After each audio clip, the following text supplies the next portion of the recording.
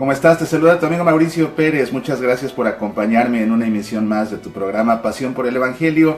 Este programa en el que semana a semana hacemos un análisis bíblico del Evangelio que leemos en la Santa Misa.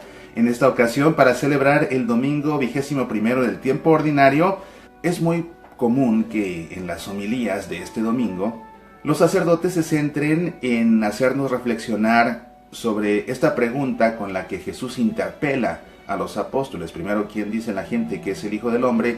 Pero también, ¿quién dicen ustedes que soy yo? Pero en este programa Pasión por el Evangelio no vamos a enfocarnos en ese tema, más de carácter espiritual, sino que vamos a enfocarnos, como siempre, en el análisis bíblico del texto, porque nos interesa mucho el aspecto teológico de esta perícopa en particular, porque es una de las perícopas más importantes para la vida de fe de la Iglesia, porque siendo la perícopa que toca precisamente el tema del primado de Pedro, esta es la perícopa que justifica el papado.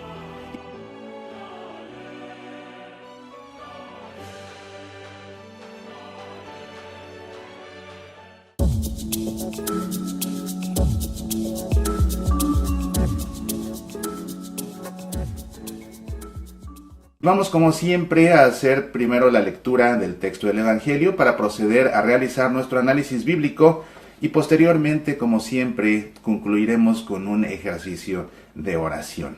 Vamos a iniciar poniéndonos en presencia del Padre y del Hijo y del Espíritu Santo. Amén.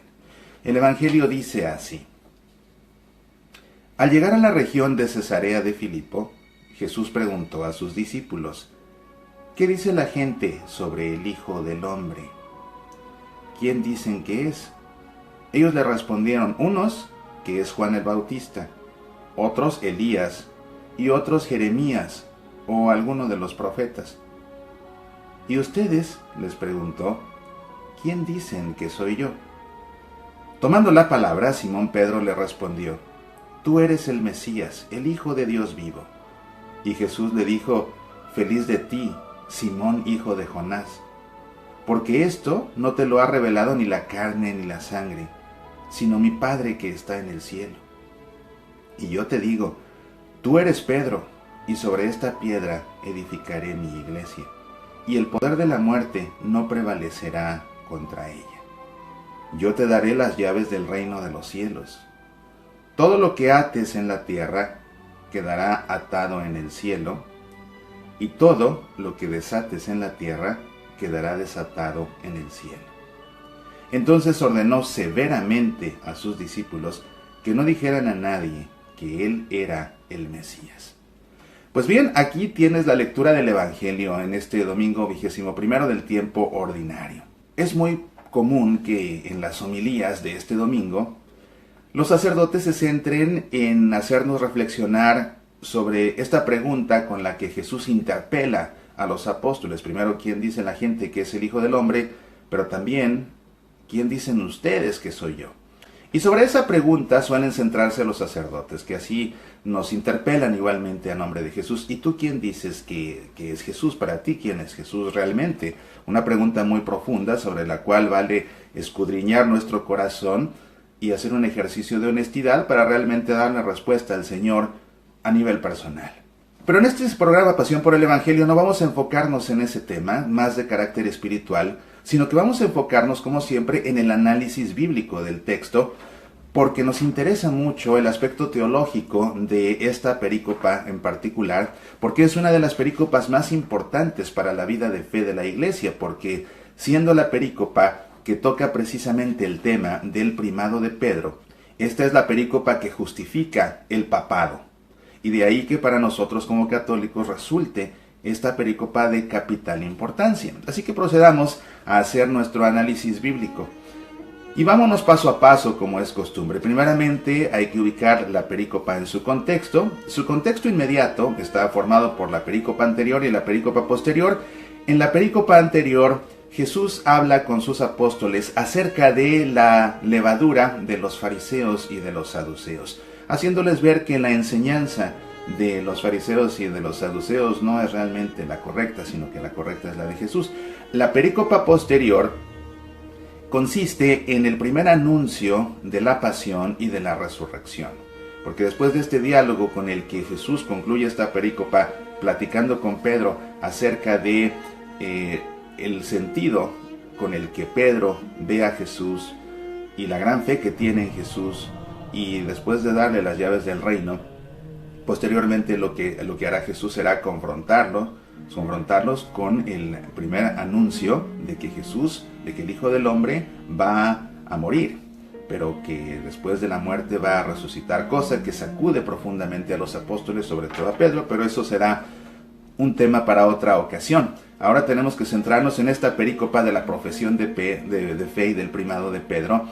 Y bueno, el siguiente paso, como siempre, es ubicar el texto en su contexto amplio. El contexto amplio sigue siendo esta quinta sección del Evangelio según San Mateo, que hemos venido leyendo en diferentes ocasiones, ya en las semanas recientes. Esta quinta sección del Evangelio según San Mateo, que se ocupa de desarrollar el tema de la iglesia y de las primicias del reino de los cielos. Así que bueno, ahora vamos a proceder a realizar el análisis. Vamos, como siempre, a desmenuzar esta perícopa versículo por versículo para ver qué podemos aprender. Vamos a comenzar desde el principio. Al llegar a la región de Cesarea de Filipo, Jesús preguntó a sus discípulos: ¿qué dice la gente sobre el Hijo del Hombre? No sé por qué siempre me imagino yo esta escena teniendo lugar de noche, como alrededor de una fogata. No sé si en alguna película así lo vi y me quedó esa impresión, pero siempre me lo imagino de noche, no necesariamente debió ser así. Quizás porque la noche sugiere la intimidad, ¿verdad? Y más si están rodeados en torno a una hoguera, pues como que eso propicia la intimidad para este tipo de diálogos más íntimos entre Jesús y sus apóstoles, aunque la verdad es que, bueno, pudo bien ser de día, ¿verdad? No hay ningún motivo para pensar realmente que haya sido de noche, aunque suena más romántico. Pero lo que interesa aquí es esta pregunta con la que Jesús arranca este diálogo. ¿Quién dice la gente sobre el Hijo del Hombre? Este Hijo del Hombre, este término Hijo del Hombre, si vemos el Evangelio original de San Mateo en griego, huios tu anthropon, es la traducción de el término que aparece en el Apocalipsis del profeta Daniel, que es muy simbólico. Este término, Hijo del Hombre, es el término que usa Jesús para referirse a sí mismo. Él se refiere a sí mismo como Hijo del Hombre. Es un término, Hijo del Hombre, que en los evangelios, entre los 4, lo encontramos en 66 ocasiones. En el resto del Nuevo Testamento aparece muy pocas veces. Aparece una vez, por ejemplo, en los Hechos de los Apóstoles, y aparece 3 veces en el libro del Apocalipsis, cosa interesante porque, siendo un término apocalíptico, quizás uno esperaría que el libro del Apocalipsis fuera mencionado en más ocasiones. Este término, que como te digo está tomado del Apocalipsis del profeta Daniel, es profundamente simbólico, porque cuando el profeta Daniel empleó este término en su Apocalipsis, Bar Enash, Hijo del Hombre precisamente, este término Bar Enash se refiere a aquel que tiene, pon atención, se refiere a aquel que tiene los atributos de Adán antes de haber cometido el pecado original. Este Hijo del Hombre, este Bar Enash, este huios tu anthropon, es aquel que tiene los atributos del hombre creado por Dios antes de que Adán cometiera el pecado original. Es decir, que era un hombre puro y un hombre inmortal. Porque acuérdate que la muerte fue la consecuencia del pecado original. Entonces, cuando Jesús se atribuye a sí mismo este término, Bar Enash, sí está, por supuesto, haciendo referencia a ese término usado por primera vez por el profeta Daniel en su Apocalipsis, pero precisamente lo que quiere dar Jesús a entender es eso.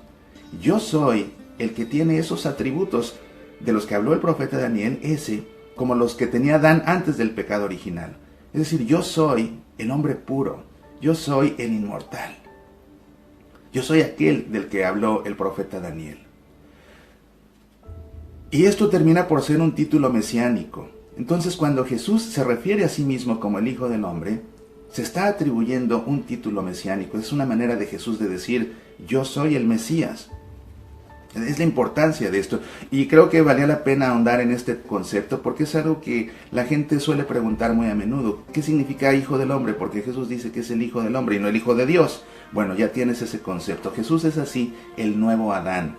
Jesús viene a componer lo que Adán descompuso con su pecado. Y para poder componer lo que Adán descompuso, tiene que venir como ese hombre perfecto. ¿Y cuál es el hombre perfecto? El hombre que Dios creó, que él por su pecado y por su soberbia cayó en esa imperfección que lo condujo a la muerte. Después la primera pregunta, ¿quién dicen que es? ¿Quién dicen que es el Hijo del Hombre? Ellos le respondieron, unos dicen que es Juan el Bautista. A estas alturas Juan el Bautista ya estaba muerto, ya lo había mandado decapitar Herodes. De modo que algunas personas pensaban que Jesús era Juan el Bautista que había resucitado de la muerte. Otros Elías y otros Jeremías o alguno de los profetas. Es muy interesante que la gente de ese tiempo de Jesús, después de verlo predicar, lo empiecen a reconocer como un profeta. Porque en el pueblo de Dios, el último profeta que había sido reconocido como tal, había sido Malaquías. Y Malaquías profetizaba 450 años aproximadamente antes del nacimiento de Jesús. De modo que por 5 siglos había habido varios falsos profetas, pero no había nadie lo suficientemente digno como para que el pueblo de Dios lo considerara un profeta. Y 5 siglos después, cuando la gente comienza a escuchar a Jesús, comienza a reconocerlo justamente como un profeta. Algo muy significativo. Por supuesto, Juan el Bautista había sido también un profeta. Sin embargo, él mismo decía, es que yo no soy ese profeta, profeta con P mayúscula que el pueblo está esperando. Yo soy solamente su precursor en todo caso. Y en efecto, Juan el Bautista es solamente un precursor, pero después llega Jesús, que es el profeta por excelencia. ¿Por qué? Porque el profeta es aquel que habla en nombre de Dios. Eso es lo que significa profetizar, hablar en nombre de. Entonces el profeta es el que hablaba en nombre de Dios, y en el caso de Jesús no solamente habla en nombre de Dios, sino que Jesús es la palabra de Dios misma, es el Logos. Entonces, siendo él mismo la palabra de Dios, pues es el profeta por excelencia. Y después viene la interpelación hacia los discípulos directamente. Y ustedes, les preguntó, ¿quién dicen que soy? Tomando la palabra, Simón Pedro respondió, tú eres el Mesías, el Hijo de Dios vivo, dice. Aquí, fíjate, hay un detalle muy interesante, porque la primera parte de esta respuesta de Pedro, tú eres el Mesías, esa respuesta aparece también en el Evangelio según San Lucas y en el Evangelio según San Marcos. Esta perícopa la encuentras en los 3 evangelios sinópticos, pero está un poquito más desarrollada en el Evangelio según San Mateo y sobre todo está un poquito más desarrollada a nivel teológico. Según Marcos y Lucas, la respuesta de Pedro fue, Simón Pedro respondió, tú eres el Mesías. En el caso del Evangelio según San Mateo, agrega, el Hijo de Dios vivo. Esto es muy interesante, ¿verdad? Porque no solamente está reconociendo Pedro a Jesús como el Mesías, sino que aparte lo está reconociendo tal cual, como el Hijo de Dios. Y reconocer a Jesús como el Hijo de Dios, y le dice, eres el Hijo de Dios vivo, es reconocer a Jesús como Dios mismo. Tú eres Dios, es lo que le está diciendo Pedro. Esa afirmación de la fe de Pedro, que reconoce a Jesús como Hijo de Dios, solamente es mencionada por Mateo. ¿Por qué los otros dos no lo mencionan? Bueno, pues Mateo era apóstol, ¿no? Entonces debe haber estado el presente en esta ocasión. Tú eres el Mesías, el Hijo de Dios vivo. Y Jesús le dijo, feliz de ti, Simón, hijo de Jonás. Muy interesante cómo Jesús, para referirse en esta ocasión a Simón, lo hace con su nombre completo, su nombre y su apellido. Simón Bar Yoná, Shimón Bar Yoná, es decir, Simón, hijo de Jonás. Le da su nombre completo, con nombre y apellido. ¿Por qué? ¿Por qué lo nombra con su nombre y apellido?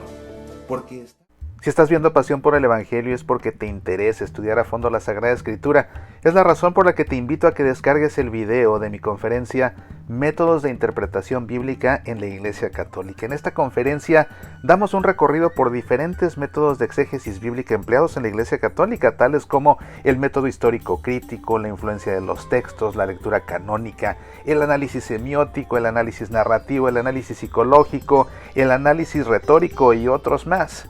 Esta conferencia resulta imprescindible para seminaristas, sacerdotes, lectores de la Santa Misa, coordinadores de círculos bíblicos, catequistas y todo católico interesado en el estudio de la Sagrada Escritura. Descarga el video en semillasparalavida.org. Medita, aprende, apasionate por nuestra fe. Shimón Bar Yoná. es decir, Simón, hijo de Jonás. Le da su nombre completo, con nombre y apellido. ¿Por qué? ¿Por qué lo nombra con su nombre y apellido? Porque está por cambiarle el nombre. En un instante le va a cambiar el nombre y va a dejar de llamarse Shimon Bar Yoná. Ahora va a tener otro nombre y vamos a ver por qué. Le dice: feliz de ti, Simón, hijo de Jonás, porque esto no te lo ha revelado ni la carne ni la sangre. Cuando Jesús usa esta expresión, ni la carne ni la sangre, lo que Jesús quiere decir es: esto que tú me estás diciendo no te ha sido revelado por la humanidad. Esto no es una revelación humana. Este conocimiento que te ha permitido discernir que soy el Mesías, que soy el Hijo de Dios, no es algo que has recibido de los hombres. No es algo ni siquiera que has recibido de tu propia carne y de tu propia sangre. Es decir, no es algo que tú has podido discernir con tu propio intelecto humano. Jesús dice: esto no te lo ha revelado ni la carne ni la sangre, sino mi Padre que está en el cielo. Y con esto lo que le está diciendo Jesús es: esta capacidad que tienes de reconocerme como el Mesías y como el Hijo de Dios, procede de Dios. La fe que tienes no es tuya, la fe que tienes te ha sido dada por Dios. Y por ello es que le dice: feliz de ti, alégrate de esto. Nos recuerda ese saludo del ángel Gabriel a María: Jaire, alégrate, regocíjate, llénate de gozo, Simón, hijo de Jonás, porque esta fe que tienes no es tuya, te la dio el Padre. Y es un gran don recibido de Dios que tengas la capacidad de reconocer en mí al Mesías y al Hijo de Dios. Y entonces le cambia el nombre y le dice: y yo te digo, tú eres Pedro, y sobre esta piedra edificaré mi iglesia. Le cambia el nombre, ya no se llama Shimon Bar Yoná, ahora se llama Kefas, en arameo Kefas, que en latín Petrus, en español Pedro. Y le dice: y sobre esta piedra edificaré mi iglesia. Pero fíjate, la palabra que usa es una palabra fuerte, porque ese Petrus significa roca. Petrus significa roca. No creas que una piedrecilla, mira, y aquí tengo, por cierto, una de estas piedrecillas en latín, en todo caso, sería calx. Calx es piedra, calx es una piedrecilla, Petrus es una roca. Y el nombre que Jesús le da a Pedro es ese Petrus. Y ese Petrus traduce ese Kefas en arameo. Entonces, es una roca. ¿Y por qué es importante que sea una roca? Porque es una roca grande, es una roca pesada, es una roca sólida. Es una roca sobre la cual Jesús va a edificar su iglesia. Y esa ecclesia es una asamblea. Ese término de la asamblea se usaba en el Antiguo Testamento para referirse al pueblo de Dios reunido en comunidad, sobre todo cuando se encontraban en el desierto. Y cuando Jesús dice: sobre esta piedra, es decir, sobre ti, edificaré mi iglesia, Jesús está marcando una separación entre esa asamblea del pueblo de Dios del Antiguo Testamento y la nueva asamblea del pueblo de Dios, que es la suya propia, que construirá precisamente sobre Pedro, y es una iglesia a la cual pertenecemos tú y yo por estar bautizados. Después le dice: y el poder de la muerte no prevalecerá contra ella. Es una adaptación de la hojita de la misa. No he podido contrastar esto con el texto del Evangeliario, si está idéntico al texto del Evangeliario. Es una adaptación como para que entendamos el sentido de la expresión que usó Jesús, pero yo creo desde un punto de vista bíblico que, y bueno, los liturgistas sabrán más que yo, pero desde un punto de vista bíblico yo hubiera preferido, en lugar de hacer una adaptación, respetar el texto tal cual está. Porque sólo así tiene sentido la conclusión, porque mira, dice: y el poder de la muerte no prevalecerá sobre la iglesia, yo te daré las llaves del reino de los cielos. Para que realmente tenga sentido esta segunda expresión, yo te daré las llaves del reino de los cielos, es que creo que debió respetarse la frase tal cual está escrita, que fue adaptada como: y el poder de la muerte no prevalecerá contra ella, porque si lees el Evangelio original, eso no fue lo que dijo Jesús. Ese es el sentido de lo que dijo Jesús, pero literalmente lo que Jesús dijo fue: y las puertas del Hades no prevalecerán sobre ella. Ese Hades, en latín inferis, para nosotros infierno, ese Hades, ese inferis, ese infierno, es la tierra de los muertos. Era donde se pensaba que iban los muertos. Es la tierra de los muertos. Entonces realmente lo que está diciendo Jesús es: yo te digo, tú eres Pedro, y sobre esta piedra edificaré mi iglesia, y las puertas del Hades y las puertas del infierno no prevalecerán contra ella. yo te daré las llaves del reino de los cielos. ¿Por qué te decía que es importante la frase tal cual la dijo Jesús para entender lo de las llaves del reino de los cielos? Porque lo que está diciendo primero Jesús es que las puertas del infierno no prevalecerán sobre la iglesia. ¿Por qué Jesús se refiere a las puertas? Porque en las ciudades, sobre todo las ciudades amuralladas, detrás de las puertas, detrás de los portones precisamente por los cuales se tenía acceso a la ciudad, era detrás de los portones donde estaban apostados los ejércitos, para que en caso de un ataque se cerraran los portones y de inmediato el ejército que estuviera ahí pues saliera al combate a defender o defendiera al que intentara agredir una ciudad. De modo que referirse a las puertas del Hades, y dice, las puertas del Hades, las puertas del infierno no prevalecerán sobre la iglesia, a lo que se refiere Jesús es a esas fuerzas del mal, a esas fuerzas del maligno, a esas fuerzas del infierno, a esos ejércitos del infierno que están apostados en la puerta, no van a prevalecer contra la iglesia. Y es entonces que cobra sentido lo que le dice ahora Pedro, porque primero le dice las puertas con sus fuerzas, con sus potencias que se encuentran detrás, con sus ejércitos que se encuentran detrás de esas puertas del infierno, no prevalecerán sobre la iglesia, pero a ti, Pedro, te daré las llaves de la puerta de los cielos, del reino de los cielos. Dice, yo te daré las llaves del reino de los cielos. Lógicamente las llaves son para abrir una puerta, ¿ves? Entonces así Jesús contrasta las puertas del Hades con las puertas del reino de los cielos. Y así las potencias que se encuentran. Fíjate, esto es muy interesante, porque esos ejércitos apostados detrás de las puertas del Hades no van a poder penetrar la puerta del reino de los cielos. ¿Quién es el portero del reino de los cielos? ¿Quién tiene las llaves para abrir y cerrar las puertas del reino de los cielos? Es Pedro. O sea, Pedro solo, como mayordomo del reino de los cielos, el mayordomo, por definición, el mayordomo es el que tiene las llaves de una casa. Al darle las llaves a Pedro, Pedro se convierte en el mayordomo. Pon atención a la primera lectura, porque el tema de la primera lectura precisamente nos habla de un mayordomo.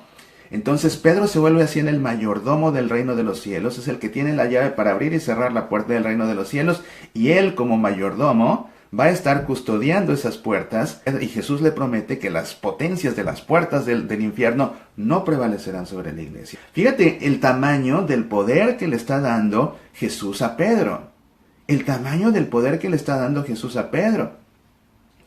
Y le dice, todo lo que ates en la tierra quedará atado en el cielo, y todo lo que desates en la tierra quedará desatado en el cielo.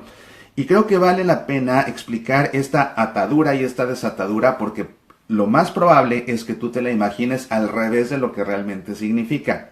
¿Por qué? Porque, bueno, esta expresión atar y desatar era una expresión técnica que usaban los rabinos, de ahí es de donde la saca Jesús. Originalmente tenía un sentido y con el tiempo adquirió otro. Originalmente, cuando los rabinos hablaban de atar y de desatar, se referían a la excomunión. Cuando una persona quedaba atada, significa que quedaba, y no la amarraban, pero era pues una forma era una metáfora para referirse a que cuando una persona quedaba atada, estaba excomulgada. Cuando quedaba desatada, era absuelta de la excomunión. Fue el sentido original con el que los rabinos usaban esta expresión. Expresión que con el tiempo, también entre los rabinos, tomó un carácter más legal, más jurídico, que entonces se refería a prohibir y a permitir. Entonces, lo prohibido es lo que se ata. Una vez que se ata algo, era la forma de decir ha quedado prohibido. Cuando algo se desata, eso quiere decir ha quedado permitido. Y probablemente tú lo entendías al revés. Atar significa permitir, desatar significa prohibir. Es al revés. Atar significa prohibir y desatar significa permitir. Es la potestad que le está dando Jesús a Pedro. Le dice, todo lo que ates en la tierra, todo lo que prohíbas en la tierra, quedará atado en el cielo, quedará prohibido en el cielo. Todo lo que desates en la tierra, todo lo que permitas en la tierra, quedará desatado en el cielo, quedará permitido en el cielo. Esta potestad se le está dando a Pedro. Y con esa potestad que le está dando, esas son las llaves que le da. Con esa capacidad de atar y desatar, le da la capacidad de permitir y de prohibir, le da la capacidad de abrir y cerrar las puertas del reino de los cielos, y con esa capacidad es que él, como mayordomo del reino de los cielos, se asegurará que las fuerzas los ejércitos que están apostados detrás de las puertas del Hades no prevalecerán sobre la iglesia. Esa es la misión que tiene Pedro, sobre la cual Jesús iba a edificar la iglesia. Eso para nosotros los católicos es fundamental porque es lo que justifica el papado y lo que justifica la potestad que tienen los papas como sucesores de San Pedro. Y es que Jesús, la promesa que hace, por supuesto, era una promesa eterna de su nueva iglesia. Jesús, acuérdate, se está refiriendo a su nueva iglesia. Y la nueva iglesia de Jesús es para siempre, no solamente mientras Pedro viva. Porque si el único depositario de esta potestad hubiera sido Pedro, al morir Pedro, entonces ya no habría ningún mayordomo de las puertas del cielo, y entonces, las fuerzas del Hades, que son para siempre también, podrían entonces acabar con la iglesia. De manera que se necesita que siga habiendo un mayordomo con esa potestad. ¿Y quién es ese mayordomo? Para que se cumpla esa promesa de que las puertas del Hades no prevalecerán nunca sobre la iglesia. Para que esto suceda tiene que haber otro mayordomo. ¿Y quién es ese mayordomo? Pues el sucesor del mayordomo, es decir, el sucesor de Pedro. ¿Y quién es el sucesor de Pedro? El Papa. Y cuando el sucesor muera, se necesitará otro sucesor y otro sucesor, y así sucesivamente hasta nuestro Papa Francisco. ¿Ves? Es por lo que es importantísima esta perícopa desde el punto de vista de la fe de la iglesia. Y como te digo, yo quería hacer este análisis teológico, este análisis bíblico para rascarle a toda la teología que se encuentra en esta perícopa, porque te digo, es muy probable que en la homilía, en la Santa Misa, tu sacerdote se enfoque más bien en la parte espiritual de, y ustedes dicen, ¿quién soy? Una pregunta muy necesaria. Pero realmente el tema de esta Santa Misa, el tema no es, ¿y ustedes quién dicen que soy? El tema es el primado de Pedro. El tema es ese mayordomo. Y por eso es el tema también de la primera lectura, que como te he dicho 1000 veces, el tema de la primera lectura siempre es el tema del Evangelio. Así que pon atención y verás ahí como hilo conductor al mayordomo, que en el caso del Evangelio pues acaba siendo Pedro. Entonces ordenó severamente a sus discípulos que no dijeran a nadie que él era el Mesías. Severamente les prohibió, no le digan a nadie. Todavía no lo van a entender, así que no le digan a nadie. Hasta después de la resurrección podrán ustedes decir, porque será entonces cuando la gente pueda entender. Ahora no lo entienden. Pero lo interesante y lo importante es que aunque les prohíbe que sepan que es el Mesías, que sepan incluso que es el Hijo de Dios, a partir de ahora, a partir de este momento, ya los apóstoles lo tienen más que claro. A partir de ahora, los 12 apóstoles saben perfectamente que su maestro es el Mesías, que su maestro es el Hijo de Dios. Gran enseñanza para ellos. Y claro, es muy importante entender este aspecto teológico que fundamenta nuestra fe, pero también, claro, que no podemos escaparnos de hacernos esa pregunta y de dejar que Jesús nos interpele. Porque si penetramos a esa escena, y te digo, a mí me gusta imaginármela de noche en torno a una hoguera, no sé, llámame romántico si quieres, pero así me la imagino. Si leemos el Evangelio desde esa óptica y nos metemos ahí poco a poco y hacemos hueco entre dos de los apóstoles y nos sentamos ahí alrededor de la hoguera, cuando Jesús pregunta, ¿y ustedes quién dicen que soy? Esa pregunta viene directamente dirigida a cada uno de nosotros. ¿Quién es Jesús para nosotros realmente? ¿El Jesús verdadero, el Hijo del Hombre, el Mesías, el Hijo de Dios? ¿O un ídolo que juega las cartas en las redes sociales, en Facebook, con cadenitas, manda esto 7 veces y te daré grandes milagros? O para mí Jesús es el genio de la lámpara maravillosa que creo que frotándola va a salir a cumplirme 3 deseos, 3 caprichos, y así es mi oración. O para mí Jesús es el sacabroncas, el quitaproblemas, el plomero al que solo le hablo cuando hay goteras en mi vida o cuando ya hay grandes inundaciones. ¿O quién es Jesús? Y quizás, si soy honesto, no es fácil dar una respuesta, porque mi fe todavía tiene que crecer.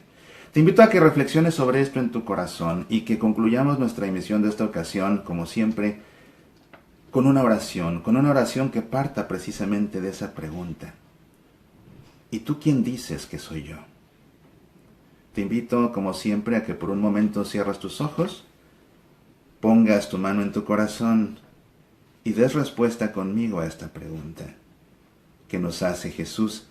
¿Y tú quién dices que soy yo? Te confieso que no lo sé, Señor. Digo amarte cuando media hora en tu presencia me parece excesivo o demasiado. Presumo de conocerte, y cuántas veces el espíritu me pilla fuera de juego. Te sigo y escucho y miro una y otra vez hacia senderos distantes de ti. Te confieso, Señor, que no sé demasiado de ti, que tu nombre me resulta complicado, que tu señorío, Jesús, lo pongo con frecuencia debajo de otros señores, ante los cuales doblo mi rodilla. Te confieso, Señor, que mi voz no es para tus cosas lo suficientemente recia ni fuerte, como lo es para las del mundo. Te confieso, Señor, que mis pies caminan más deprisa por otros derroteros que el placer, las prisas, los encantos o el dinero me marcan. Te confieso, Señor, que a pesar de todo, sigo pensando, creyendo y confesando que eres el Hijo de Dios. Haz, Señor, que allá por donde yo camine, lleve conmigo la pancarta de que soy tu amigo. Haz, Señor, que allá donde yo hable, se escuche una gran melodía, que Jesús es el Señor. Haz, Señor, que allá donde yo trabaje con mis manos o con mi mente, construya un lugar más habitable en el que tú puedas formar parte. Amén. En el nombre del Padre, y del Hijo, y del Espíritu Santo. Amén.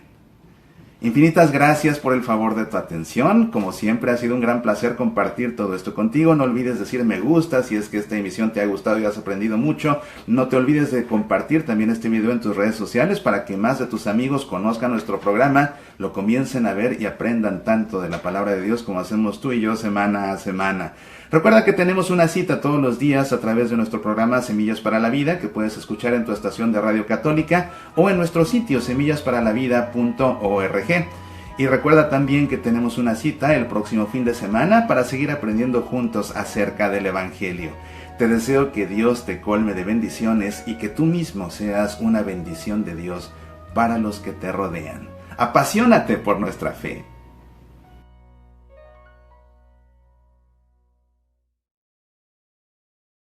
A la Mesa del Señor, comprendiendo la Santa Misa, una conferencia en la que te explico paso a paso todo lo que hacemos en la Santa Misa, con un detalle que todas las personas que han asistido a esta conferencia en vivo o a través de internet están de acuerdo en afirmar que nunca participar en la Santa Misa ha vuelto a ser igual. Descarga el audio o el video de esta conferencia en el sitio semillasparalavida.org. Medita, aprende, apasionate por nuestra fe.